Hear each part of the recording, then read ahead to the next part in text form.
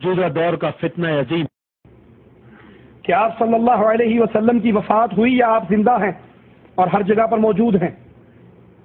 یہ اپنی دکانداری چلانے کے لیے یہ عقیدہ پیش کرتے ہیں کہ نبی قبر میں زندہ ہیں، جاؤ مانگو، ہر جگہ موجود ہیں. سنا ہے ہر عاشق کے گھر تشریف لاتے ہو، ہمارے گھر میں بھی ہو جائے چراغاں یا رسول اللہ. سنا ہے ہر عاشق کے گھر تشریف لاتے ہو، ہمارے گھر میں بھی ہو جائے چراغاں یا رسول اللہ.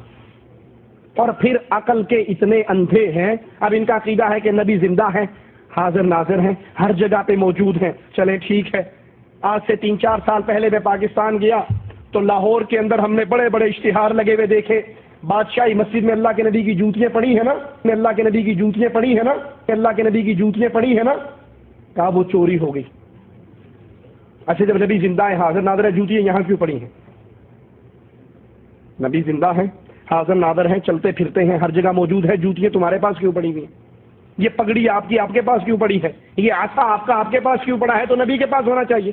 ادھر کہتے ہو رسول اللہ صلی اللہ علیہ وسلم مختار کل ہیں، ادھر کہتے ہو رسول اللہ صلی اللہ علیہ وسلم مختار کل ہیں، ادھر کہتے ہو رسول اللہ صلی اللہ علیہ وسلم مختار کل ہیں.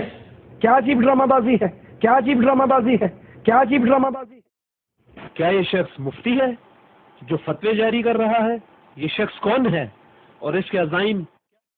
لوگوں، محمد رسول اللہ صلی اللہ علیہ وسلم اللہ کے ایک رسول ہیں. ان سے پہلے بھی رسول آئے اور گئے. آدم آئے گئے، موسیٰ آئے اور گئے، عیسیٰ پیدا ہوئے اور فوت ہوئے، عیسیٰ پیدا ہوئے اور فوت ہوئے، عیسیٰ پیدا ہوئے اور فوت ہوئے، عیسیٰ پیدا ہوئے اور فوت ہوئے، عیسیٰ پیدا ہوئے اور فوت ہوئے، عیسیٰ پیدا ہوئے اور فوت ہوئے. جو محمد کا مشکل کشا، حاجت روا، بگڑی بنانے والا، اولاد دینے والا، کشتیاں پار لگانے والا، مدد کرنے والا سمجھتا تھا فَإِنَّ مُحَمَّدَ قَدْ مَاتَ، پھر سن لو تمہارا مشکل کشا مر چکا، تمہارے نبی مر چکے.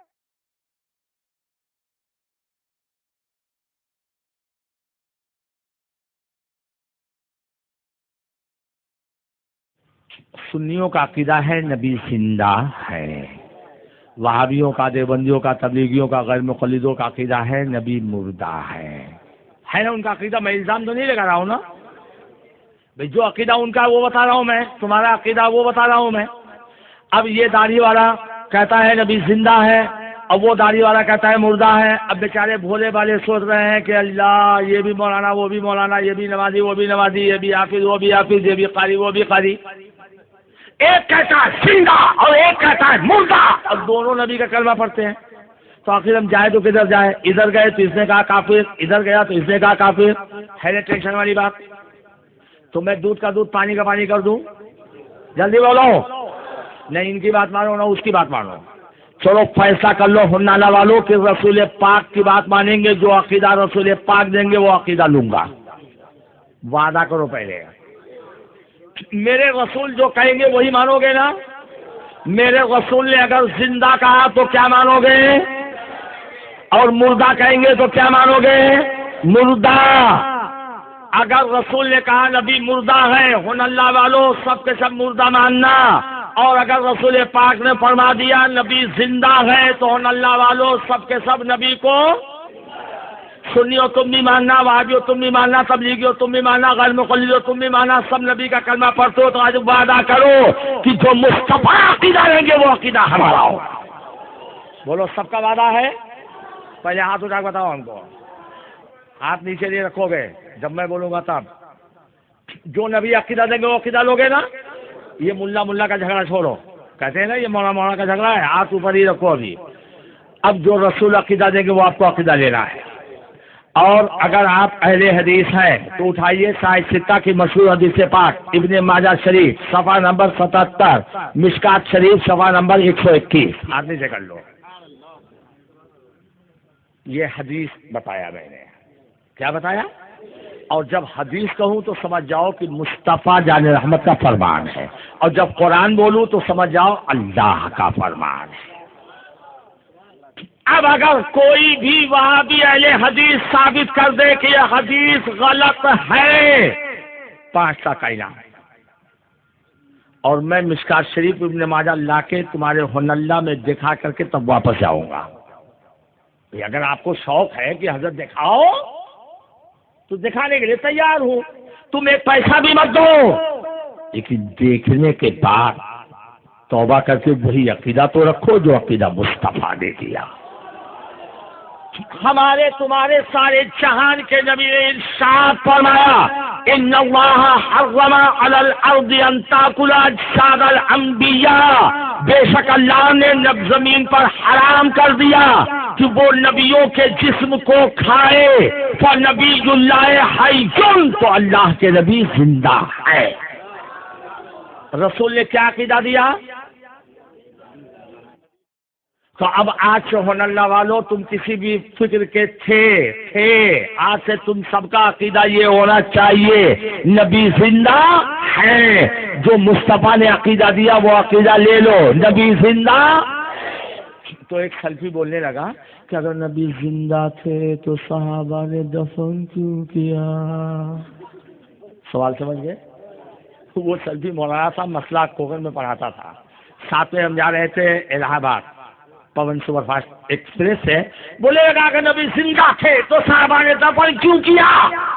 سوال سمجھ گئے نا؟ یہاں کا بھابی بھی یہی پوچھتا ہوگا، ہے نا؟ بنگلور کا بھٹکل کا بھی یہی پوچھتا ہوگا زندہ تھے تو دفن کیوں کیا؟ کل نفس ذائقۃ الموت، ہر جان والے کو موت کا مزہ چکھنا ہے، یہ اللہ کا وعدہ ہے۔ ایک آن کے لیے نبی کو موت آئی، پھر زندگی واپس پلٹا دی گئی۔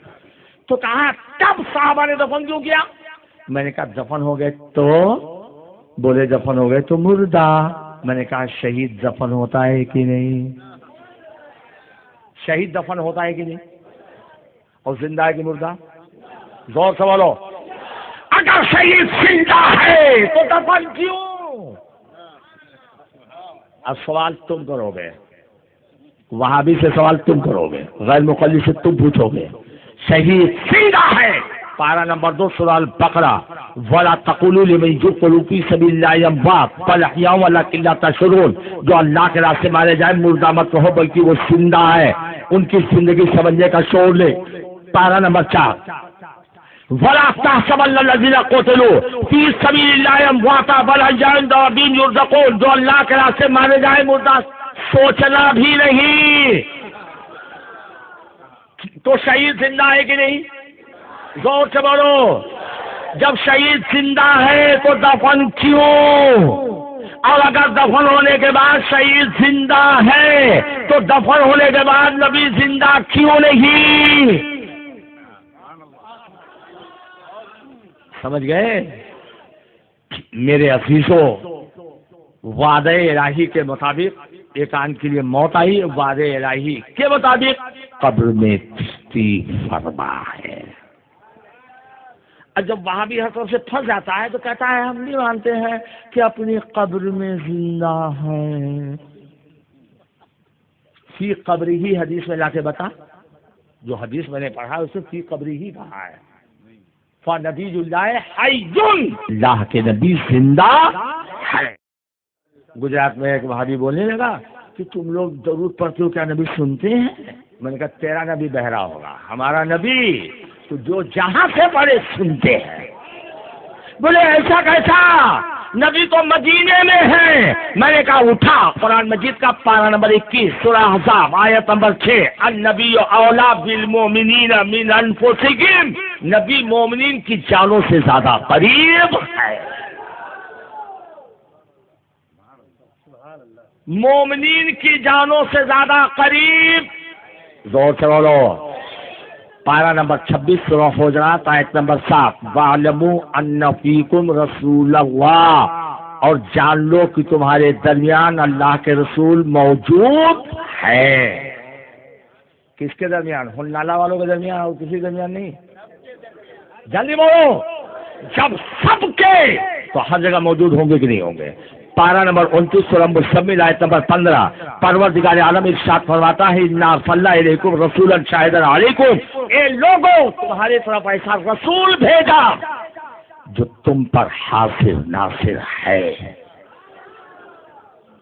تو ایک دیوبندی بولنے لگا شاہدن کا مطلب ہوتا ہے گواہ، شاہدن کا مطلب تو بولے حاضر ناظر کیسے ہو گیا؟ میں نے کہا سچا گواہ وہی ہوگا جو موقع پہ موجود ہو. جو موقع پہ موجود نہ ہو اس کی گواہی سچی ہوگی کہ جھوٹی؟ کیوں؟ اور ایک آدمی موجود ہے لیکن اندھا ہے دونوں آنکھ کا، اس کی گواہی جس قبول کرے گا؟ کیوں؟ تو کیا وہ اندھا ہے؟ دیکھا نہیں. اللہ سلامت رکھے. وہی میں چاہتا ہوں ایک ایک لفظ سمجھتے ہوئے آگے بڑھو. یعنی گواہ کے لیے دو چیزوں کا ہونا ضروری ہے، موجود رہنا اور دیکھنا. تو موجود کو حاضر کہتے ہیں اور دیکھنے کو ناظر کہتے ہیں. اٹھائیے قرآن مجید کا پارہ نمبر 2 سورہ البقرہ آیت نمبر 143. وَيَكُونَ الرَّسُولُ عَلَيْكُمْ شَهِيدًا، اور یہ رسول تم پر گواہ و نگہبان ہے. پارہ نمبر 26 سورہ فتح آیت نمبر 8. اِنَّا أَرْسَلْنَاكَ شَاهِدًا وَمُبَشِّرًا وَنَذِيرًا، اے محبوب بے شک ہم نے تم کو حاضر ناظر بنا کر بھیجا. پارہ نمبر 22 سورہ احزاب آیت نمبر 45. یا ایھا النبی اِنَّا أَرْسَلْنَاكَ شَاهِدًا وَمُبَشِّرًا وَنَذِيرًا، اے غیب کی خبروں کے بتانے والے بے شک ہم نے تم کو حاضر ناظر بنا کر بھیجا. تو جو حاضر ناظر ہو مر کے مٹی میں مل گیا. جلدی بولو. آج وہابی دیوبندی غیر مقلد کہتا ہے نا، جلدی بولو.